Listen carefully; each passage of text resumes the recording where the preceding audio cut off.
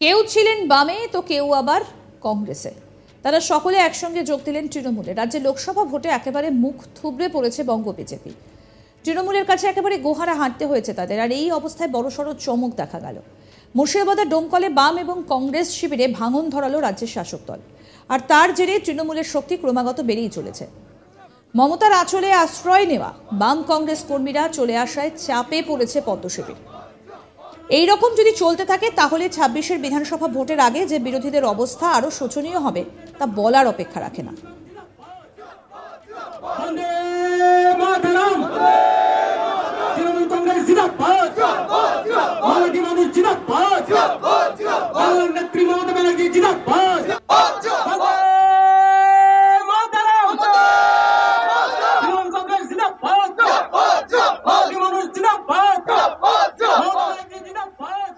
চব্বিশের লোকসভা ভোটে মুর্শিদাবাদ লোকসভা থেকে সিপিএম এর টিকিটে প্রার্থী হন দলের রাজ্য সম্পাদক মোহাম্মদ সেলিম। তার হয়ে ঢালাও প্রচার করেছিলেন কংগ্রেসের অধীর চৌধুরী। কংগ্রেস এবং সিপিএম কর্মীরা সেই প্রচারে অংশ হয়েছিলেন। কিন্তু ভোটের ফল বেরোতেই পরিস্থিতি বদলে গিয়েছে। মুর্শিদাবাদে ভালো ফল করেছে তৃণমূল। ডোমকল বিধানসভা এলাকায় বাম কংগ্রেস জোটের থেকে ভোটের ব্যবধানে অনেকটাই এগিয়ে ছিল তৃণমূল। বিরোধীদের হারের পর দলের মধ্যে টালবাহানা শুরু হয়েছে। ডোমকল পঞ্চায়েত সমিতির ভোটে সিপিএম এর প্রতীকে জয়ী হয়েছিলেন শরীফুল ইসলাম। পঞ্চায়েত ভোটে কংগ্রেসের টিকিটে বিজয়ী হন সেন্টুর রহমান। বৃহস্পতিবার রাতে ডোমকল বিধানসভার বিধায়ক জাফিকুল ইসলামের হাত ধরে তৃণমূলে যোগ দিলেন ডোমকল পঞ্চায়েত সমিতির ২ সদস্য। ৪ জন কংগ্রেসের বুথ সভাপতি সহ শতাধিক জোট কর্মী। গত লোকসভা নির্বাচনে সিপিআইএম রাজ্য সম্পাদক মোহাম্মদ সেলিম এবং প্রদেশ কংগ্রেস সভাপতি অধীর রঞ্জন চৌধুরীর হারের পর হতাশা এবং তৃণমূলের ভূমিকা নিয়ে ভোগান্তি শেষমেশ দল ছেড়ে মমতা বন্দ্যোপাধ্যায়ের উন্নয়নে সামিল। এদিন ডোমকল ব্লক এবং টাউন তৃণমূল কংগ্রেস কার্যালয়ে অফিসে বিধায়কের হাত ধরে তারা যোগদান করেন। প্রাক্তন কংগ্রেস কর্মী সেন্টুর রহমান কি বলছেন শুনব। ব্লক সাধারণ সম্পাদক ছিলাম। আচ্ছা, তারপরে এবং আমি 2023-এ পঞ্চায়েত নির্বাচনে পঞ্চায়েত সমিতির মেম্বার। কোন দল থেকে হয়েছে? কংগ্রেস দলের থেকে। তারপর আজকে তৃণমূলে কেন যোগ দিলেন? আজকে আমি যে দলে যোগদান ছিলাম সে দল থেকে মানুষের পাশে, মানুষের উন্নয়নে অনেক বাধা বিঘ্ন, যেহেতু সঠিকভাবে উন্নয়ন তো করতে পারছে না, সেজন্য আমি এমএলএ জাফিকুল সাহেব অর্থাৎ আমার ভাইজান, ওনার হাত ধরে ওনার অনুপ্রেরণায় এসেছি এবং উনি যেভাবে আমাকে চালিয়ে নেবে আমি সেভাবে চলবো। এবং আমি চাই যে আমি জনগণের হয়ে কাজ করতে। আমাকে দাদা যেভাবে নির্দেশ দেবে আমি দাদার নির্দেশ অনুযায়ী আমি। এর আগে কি সমস্যা হচ্ছিল কাজ করতে গিয়ে? সমস্যা বলতে গেলে আমাদের পশ্চিমবাংলায় তো কংগ্রেস তো একবারই নেই এবং তথা ভারতবর্ষে তো একটা রাজনৈতিক কংগ্রেসের প্রেক্ষাপটে হারিয়ে যাচ্ছে দিনের দিন। আমি ভেবেছিলাম যে হয়তো 2024-এর লোকসভায় হয়তো কংগ্রেস কিছু একটা ভালো রেজাল্ট করবে। তখন ভেবেছিলাম আমি যদি কর্মীদের সঙ্গে যোগাযোগ না হবে, কথা যদি না হবে, তাহলে আজকে 100-র বেশি কর্মী ভোটার এসেছিল তো। এবং আমি যদি সময় পেতাম আরও 2-1টা দিন, তো আমি দেখে দিতে পারতাম যে আমি কিছু একটা পারি কি সেটা। প্রাক্তন সিপিএম কর্মী শরীফুল ইসলাম কি বলছেন এবার তার বক্তব্য শুনব। মমতা ব্যানার্জির উন্নয়ন সেই সূত্রে দেখা যাচ্ছে দেশের কাজ করতে হবে, দেশের কাজ যাতে ভালো হয়, সেই জন্যে আমি এই তৃণমূল কংগ্রেসে যোগ দিয়েছি। কোন দল থেকে জিতেছিলেন? আমি সিপিএম দল থেকে জিতছিলাম। কত নম্বর অঞ্চল?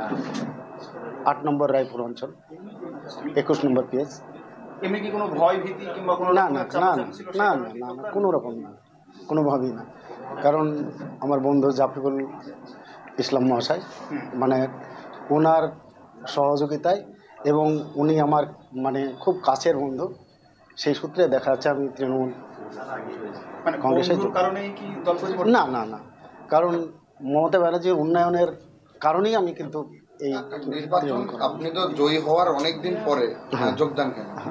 লোকসভা ভোটের আগেও তো হতে পারতেন, তখনও তো উন্নয়ন মুখ্যমন্ত্রী করেছিলেন। না না, কিন্তু ব্যাপার হচ্ছে এখানকার পশ্চিমবাংলায় বাম কংগ্রেস যে নেতৃত্ব হারিয়েছে, একদিকে রাজ্য সম্পাদক সেলিম, অন্যদিকে প্রদেশ কংগ্রেস সভাপতি অধীর রঞ্জন চৌধুরী, তাদের হার হতাশায় কি আপনারা?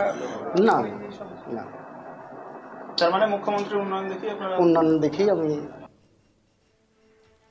ডোমকল বিধানসভার বিধায়ক জাফিকুল ইসলাম বলছেন মানুষের চেতনা ফিরতে মানুষের একটু সময় লাগে।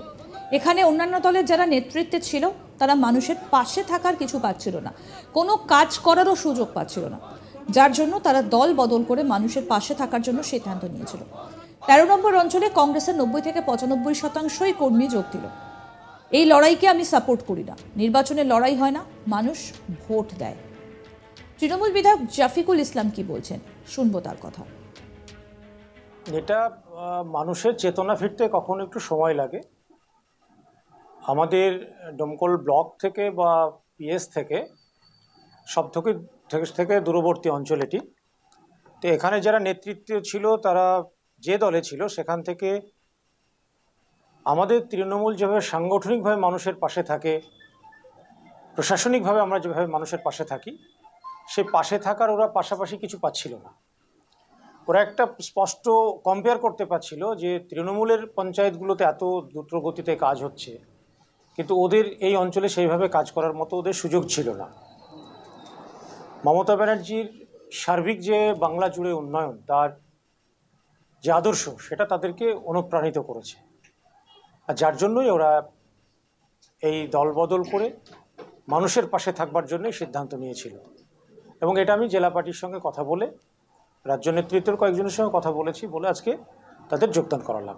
আজকে আমাদের এখানে যোগদান করলেন ওই অঞ্চলের যুবর সভাপতি, ওই অঞ্চলের গোটা ব্লকের যুবর সহসভাপতি, ওই অঞ্চলের সম্পাদক, সবগুলি কংগ্রেসের। অঞ্চলের 13 নম্বর গরিবপুর অঞ্চলের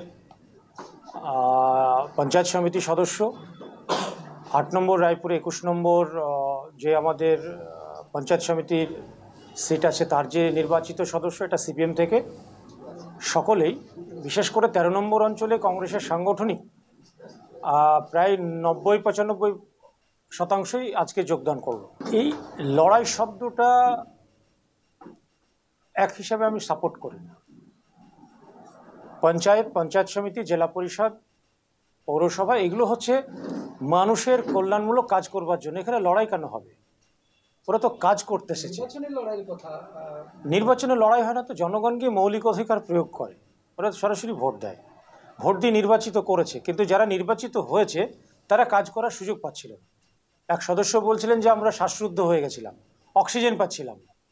তো খোলা আকাশের নিচে মানুষের কাজ করবার জন্য প্রয়াস, এটা রাজনৈতিক একটা মুক্তি বা খোলা আকাশের নিচে কাজ করবার একটা জায়গা ওদের জন্য তৈরি করে দেওয়া।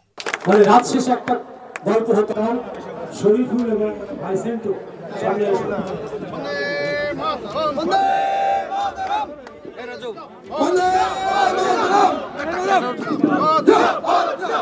তোমার নেতা আমার নেতা মমতা ব্যানার্জি জিন্দাবাদ, তোমার নেতা আমার নেতা ডোমকল প্রান্তীয়।